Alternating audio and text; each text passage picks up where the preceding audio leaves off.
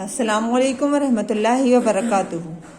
प्यारे बच्चों, online classes में आपका बहुत ज़्यादा वेलकम है, आपका खैर मकदम है, आपका इस्तकबाल है। ये देखिए, आज हम अपनी बुक का पेज नंबर आप अपना 20 निकालिए, यानी उर्दू की बुक रीडर का, उर्दू की जो आपकी पढ़ने वाली बुक है, रीडिंग बुक है, उसका पेज नंबर 20 निकालिए।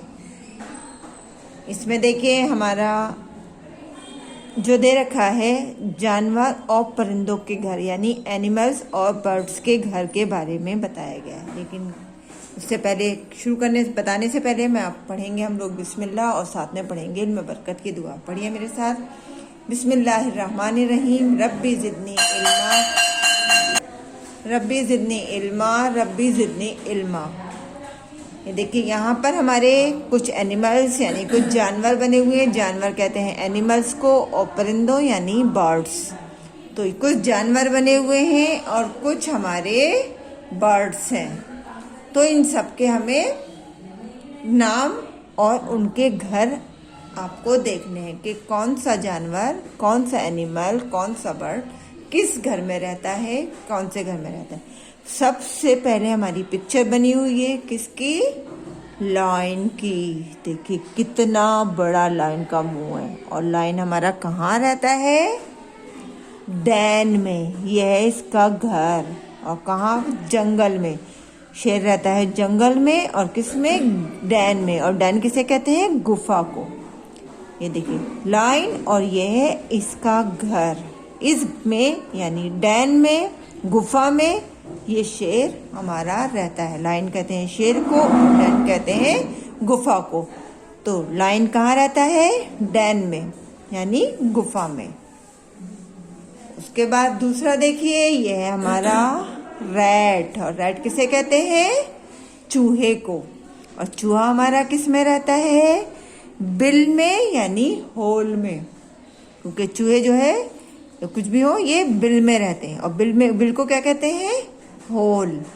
तो ये आपको लर्न करना है, सिर्फ समझना है। रैट किस में रहता है? बिल में, यानी होल में। थर्ड नंबर पर देखिए, ये किसकी पिक्चर है? पहचानिए। ये है हमारी काऊ की पिक्चर, यानी गाय।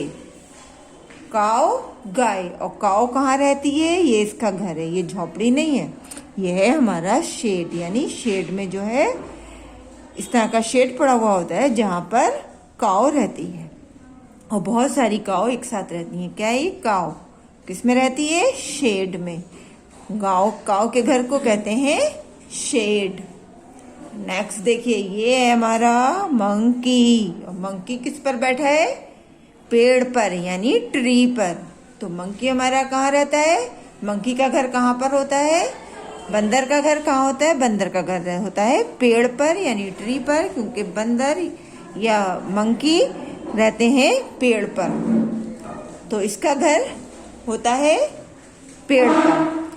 नीचे देखिए, ये क्या है? ये किसकी पिक्चर है? ये है बी की, यानी बी, हनी बी।